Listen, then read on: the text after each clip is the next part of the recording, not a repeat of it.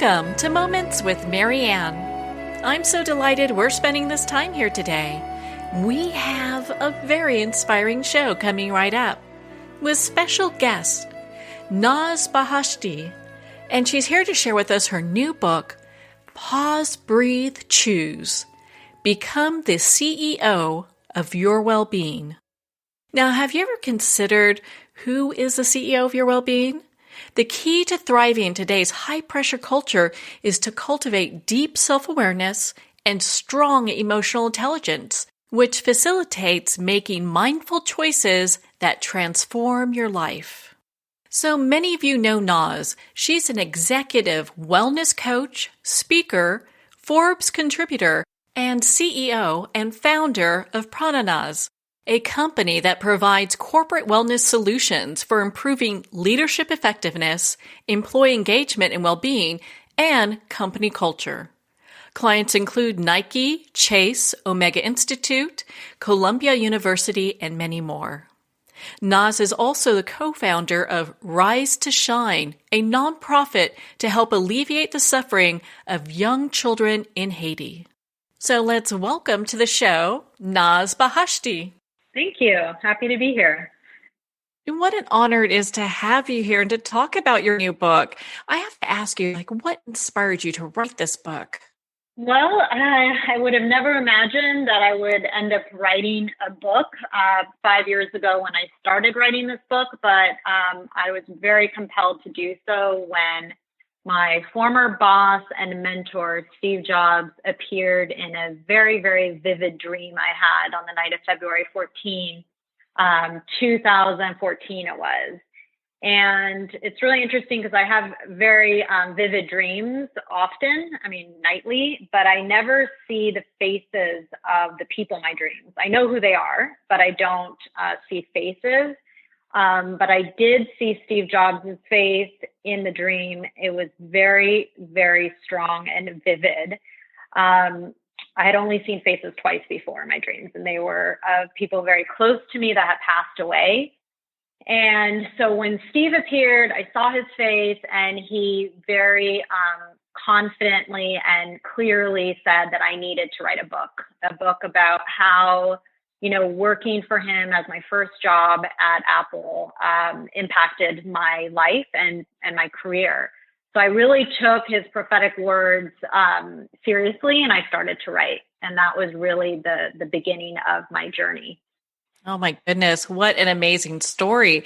And so what was it like working with him?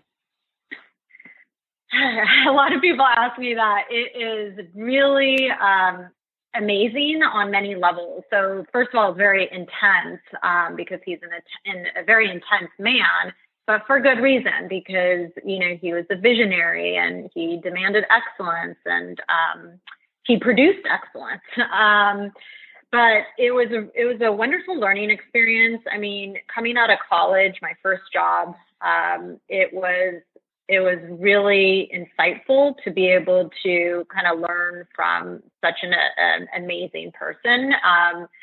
He really showed me firsthand what it was like to be the CEO of, a successful company and your well-being. And I didn't know at that time that's what it was, but in terms of being the CEO of your well-being. But in retrospect, when I look back on it, it's like he had it all, the successful company, and then also prioritizing his well-being in order to have that successful company. And so that I learned that really goes hand in hand. And so working for him was a really amazing experience to kind of set me on the path of where I am today, pretty much. Yeah, not many people can say their mentor was, Steve Jobs. And especially when it comes to, the well-being aspect of it. Because when we look at that, there's so much that goes into that and it affects every part of our life. Right. It really does. And, I'm an executive wellness coach, and I coach so many executives and leaders who are very, very successful in their professional life, but they often let their personal life or self-care, go, is not prioritized at any point like their work is. And so if only they would also prioritize their personal life like their professional, they really go hand in hand, and you don't need to sacrifice one in order to, do well. So I always say, you could both be well and do well and have success and well-being together, because most people are just striving for the success and, abandoning their well-being, in regards to that. Well, I can understand that. I'm sure I did that a time or two during my corporate careers. And it's easy to get into this mindset where you're just going, and your personal well-being kind of falls by the wayside. So I felt like your book Oh, was so definitely. impactful.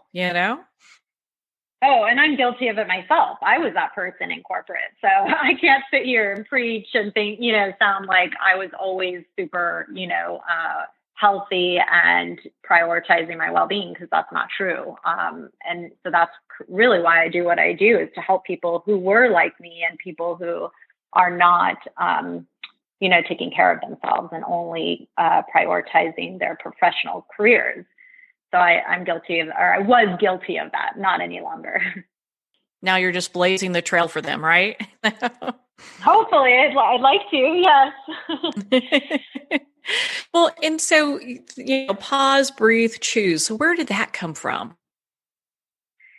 That was really a combination of my, my yoga and meditation practice. Really just, it's quite literal, the pause that you take when you're just like either spiraling or stressed or exhausted or whatever the case, that the state that you're in, that you're not, in a positive state. Taking a pause and taking a step back was always something that I began to do after I started my yoga practice. That really helped me become more mindful. That was kind of the start of it. So like my yoga practice, getting on my mat with my pause from my really busy day. And I always looked forward to getting onto my mat.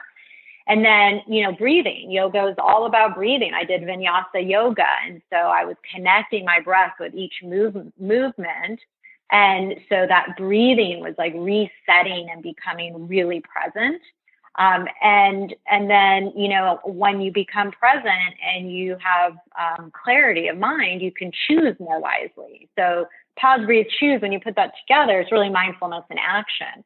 And you don't need to be on a yoga mat. That's just kind of where it started. And then I went to India, and I talk about other, share other stories in India, that it all really came together with my meditation practice. And yoga and meditation is really like the key and foundational mindfulness practices for me that really cemented pause, breathe, choose for me. And now I use it, all my clients use it, and it's something that you could take, use at any time throughout the day. It could take, 2 seconds to 30 seconds to minutes. And sometimes a pause was like my trip to India was 6 weeks, and I paused for 6 weeks, breathing, pausing, choosing where I wanted to go next. And so it means different things for everyone at different times of their lives, but always pause, breathe, choose is a really powerful method to really become present and make better choices and live your best life. Yeah, I thought that method is so profound and really easy to implement once you get going and you understand how it all comes together. And I really love, you start your book by really kind of talking about what wealth is. And you're saying that wealth is well-being. And I'd love for you to share with our listeners why you believe that.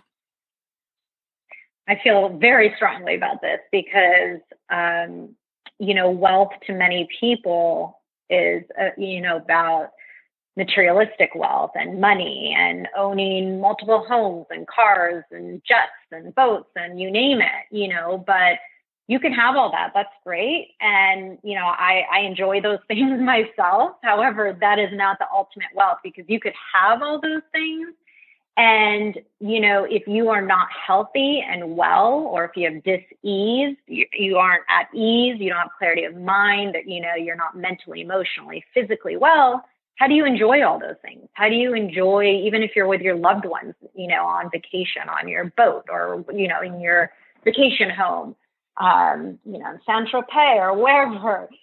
if you're not well, you can't enjoy it. So your well-being is really everything. It really energizes you and allows you to be present and happy and joyful, and engaged in the present moment. And so I feel like you could have everything in the world, but if you are not well, it really doesn't matter, and you cannot, enjoy it. Isn't that the truth, right? I mean, because if Yeah. everything has to do with your well-being, and you could be the richest person, but if you're mentally just stressed and off, or physically Mm-hmm. stressed and off, I mean, what good is that? Right. It sucks the joy and energy out of the experience and yourself, right? So, I say, like, if you want to be end up in the most expensive bed in the world, which is the hospital bed, then don't take care of yourself, because you could end up in the most expensive bed in the world. So it's better to take care of yourself and really prioritize your total well-being, so that you can increase the quality of your life. I think that's so important. So I know you start off chapter 1, you get into mindfulness. How do you define Mm-hmm. mindfulness? Well, mindfulness is in the nutshell presence of heart. But it really is about life unfolding in the present moment, and you actually being mindful to experience it without any judgment. Because if, you're, a lot of times we're sitting, we're going through the actions and movement of the day, and we may be thinking about what happened yesterday, or the past, or what's coming up next, or what we're going to have for dinner, or our next meeting, or whatever it is. We're not present. We're thinking about the past or the future. Being mindful is being present and engaged in the moment. And it's that connection between your heart and mind. So aligning your heart and your mind in that present moment and being fully present and engaged. Do you feel like people sometimes get a little thrown by the mindfulness part, thinking that it needs to look a certain way? Yeah, definitely. I mean, most people now, it's more, I feel like, accepted and common, and people are striving to be more mindful. But typically it's you have a visual. Lots of people have the visual of someone sitting in a lotus position and full of bliss, like smiling and just blissfully sitting in lotus position meditating. That is like the typical stereotypical image of mindfulness, where you can only get it on your yoga mat or meditation cushion. It's really just about that, but really it's about taking it off the mat, off the meditation cushion, and using it throughout your day. So mindfulness can become portable and actionable.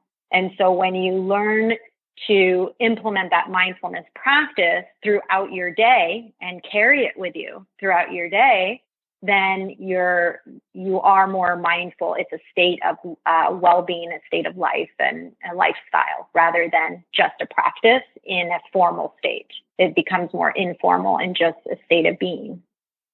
Yeah, where people can really take ownership of their well-being and have it as more of an action, as opposed to something that they're just kind of maybe thinking about, not really getting involved in. Absolutely. It's all about taking ownership and taking charge of your life. And, how can you take charge and ownership if you're not mindful? If you don't even realize you're slipping into stress, or you don't realize that you're on autopilot and, doing what is it called? Continuing on with like bad habits.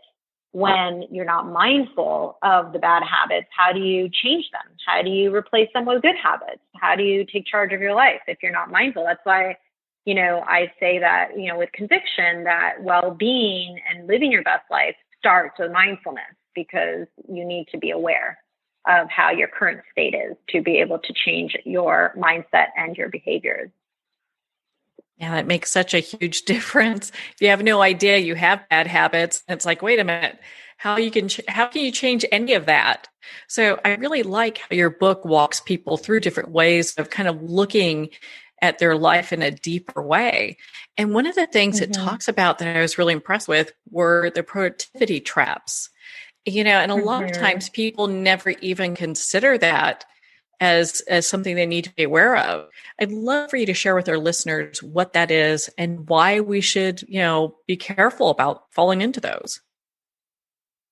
Yeah, well, the productivity trap is I see it all the time with my clients. I mean, I was victim to the productivity trap. It's really a constant chasing of productivity through more hours and more efficient time management rather than, it's the whole thing like everyone's like working really hard, but not necessarily smart. And working smart is about managing your energy, not specifically your time. So time is a limited resource, but your energy is renewable. So it goes back to taking, really good care of yourself from what your mental self-talk is to what you're feeding your mindset to what you're actually feeding your body, the foods you're eating, what type of energy you're gaining from the choices that you make, from mindset to behavior. And so when you are, again, not mindful and not making mindful choices and just working, burning the candles at both ends, you fall into a productivity trap. You're just chasing endless, productivity through more hours and not putting any time and energy for yourself and your own self-care. And that's when the wellness gap broadens and you fall into the productivity trap. And there it goes, a big circle all over again, right? Exactly. Keep going. So what are some ways that people can really identify the things that are stressing them out? What are some of the signs? Well, there's so many, from like mental, emotional, physical, and like behavioral signs of stress. Like, for example, some an inability like to concentrate or having poor judgment or constantly feeling worried or anxious would be some of the mental symptoms, for example. And some emotional symptoms would be, just feeling overwhelmed or irritable, being indecisive or just agitated, for example. And then some physical signs which are really common, are aches and pains and even digestive issues or getting sick a lot because your immune system is down. And then there's behavioral symptoms, which, some people have an increase or decrease in appetite. Some people eat their emotions. Some people don't eat at all when they're stressed. And they have, difficulty, sleeping or irregular sleeping. They can't fall asleep because they're ruminating, or they fall asleep and wake up because their mind is, just racing. So there's all these different, there's a whole list of them that I share in the book, but those are some common ones. And, sometimes what's interesting is that when I have clients come to me who are on the verge or are burnt out, they just think that's normal, some of those symptoms. Like, oh, I've always had a back pain. Well, you really shouldn't always have a back pain. That's not normal. Or like not being able to sleep because of racing thoughts, that's also shouldn't be your norm, right? So some people attribute these symptoms of stress as their norm, which, again, if you're not mindful, you can't identify these symptoms. And that's why it's so important to be able to be aware of them so you could identify them and then take charge and turn that stress into like eustress, like shift your mindset and behaviors. Well, I found that your book was full of inspiration for people to make these adjustments and changes and develop new practices. Thank Why you. don't you share? Oh my gosh. There's so many in there. I was like, ooh, I love this. What is one that you like to share with our listeners? Okay. So one on stress that I love that I do myself. I do all of them myself, but it depends what mood I'm in. If I for example, feel like I'm overwhelmed and have a lot of stress, and there's just so many different things I'm working on or doing. My plate's really full. I do my stress action plan, the stress action list. And I write down all my stresses. I write down what is keeping me up at night. And a lot of times I find that a lot of it is things I could cross off because they're just things that are, subjective rather than objective, meaning that I don't know 100% if they are true. It's just a concern I have of the future, like, oh, what if this happens or this could happen? Yet, it's out of my control and I don't know for sure if it will. So I only address things, not always, I'm not perfect, but I try to always address things that I can control and I could create an action step next to so that I can move myself from a point of stress closer to the point of achievement with that action step. And so in the book, you'll see the different kind of the guidance on how to create that stress action plan. And that's what I do often for myself and with clients. That's, or a very quickie one I love is if I'm just really stressed and I need a breather and I'm doing pause, breathe, choose, and I'm in between meetings or something. I love kittens and puppies. I will just go and look at my Instagram feed of cute kittens or puppies or a cute video that will make me smile and happy and just melts my heart because that immediately changes my state too. I love that one. That's one of my personal quick favorites. Oh, who doesn't like kittens and puppies? Come on, I know, right. And it changes your state immediately. I could be so frustrated or upset, but then how can you be when you see a cute kitten or puppy? And also another practice is gratitude. I think about something I'm grateful for in that moment too. So those are like, now I'm giving more, I could keep going, but I think the kittens, puppies, gratitude, and then my gratitude practice and the stress action plan are ones I use often. Well, those are all really great. Thank you for sharing that with us. And one of the things that you talk about in your book that made me pause for a moment, I'm like, you're dead on about pain. You talk about pain being our greatest teacher for growth. And I think maybe when people read that, they're like, oh, that hurt even just reading it, but it's true. Yeah. Well, I mean, the cliche of what doesn't kill you makes you stronger. It is a cliche for a reason. It really is true. I mean, like it's when you get through something so painful, and use that pain to learn and, find the lessons from that pain, you can make it your greatest teacher because you wouldn't have experienced that or learned that lesson if you didn't go through that pain. Sometimes before I reached my older years of age, I thought I was very fortunate to have a very, good life with not much pain. And I thought to myself, it's even harder to relate to other people who go through pain when you haven't had that pain yourself.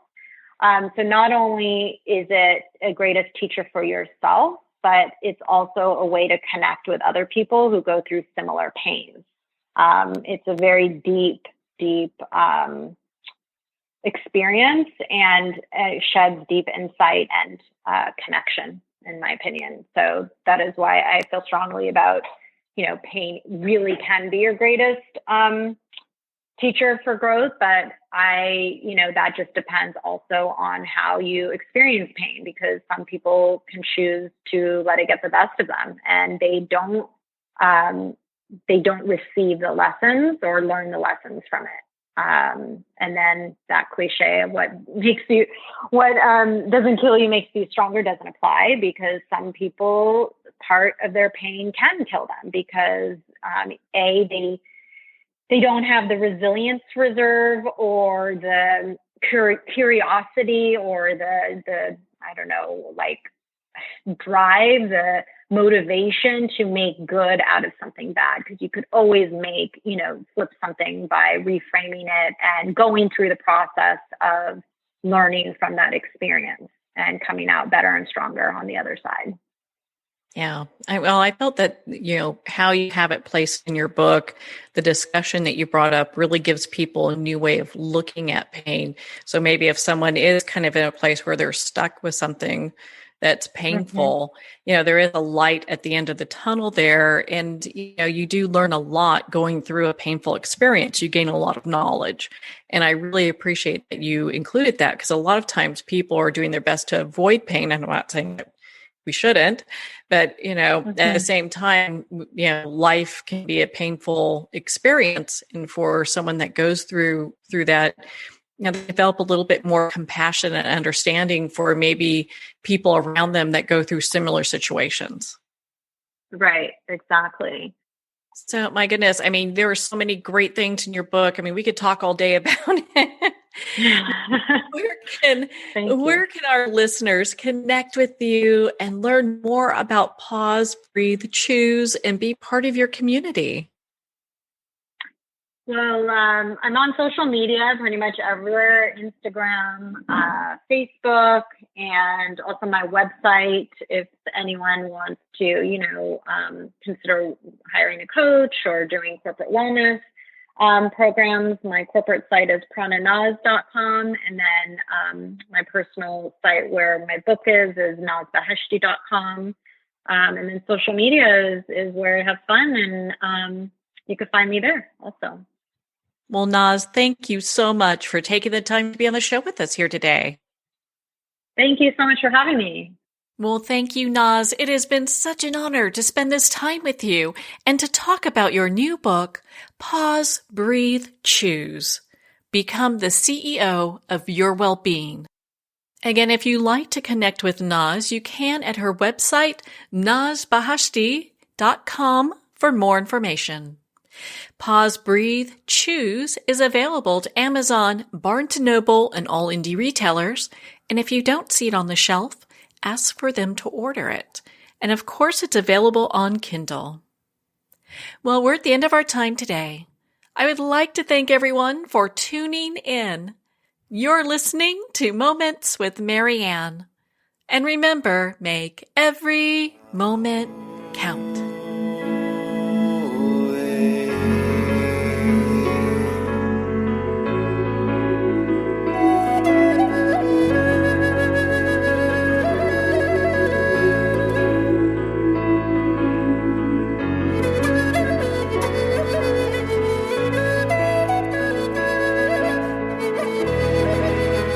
In a single moment, your life can change. Moments with Marianne is a transformative hour that covers an endless array of topics with the best of the best. Her guests are leaders in their fields, ranging from inspirational authors, top industry leaders, and business and spiritual entrepreneurs. Each guest is gifted and a true visionary, a recognized leader in her own work, and while teaching others to develop, refocus, and grow, Marianne will bring the best guest and sometimes a special surprise. Don't miss this. You never know just which moment will change your life forever. Moments with Marianne airs every Sunday, Monday, Thursday, and Friday at 8 p.m. Eastern and 5 p.m. Pacific Time. Make sure to tune in and visit momentswithmarianne.com for more information.